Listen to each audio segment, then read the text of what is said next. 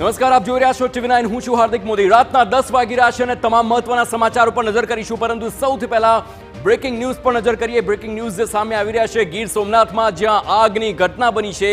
Veraval road પર કોમ્પ્લેક્સમાં આગની ઘટના છે. રિદ્ધિ સિદ્ધિ કોમ્પ્લેક્સમાં આગની ઘટના બની હોવાનું સામે આવ્યું છે અને જે પ્રમાણેની આગની ઘટના બની રહી છે, આ દ્રશ્યો આપની ટીવી સ્ક્રીન પર જુઓ. પહેલા માળે બંધ ઓફિસમાં આગની ઘટના બની અને અફરાતફરી દોડધામનો માહોલ સર્જાયો. વેરાવળ એસટી રોડ પર આગની ઘટના અને આ બંધ ઓફિસમાં આગ લાગી હોવાનું સામે આવ્યું છે.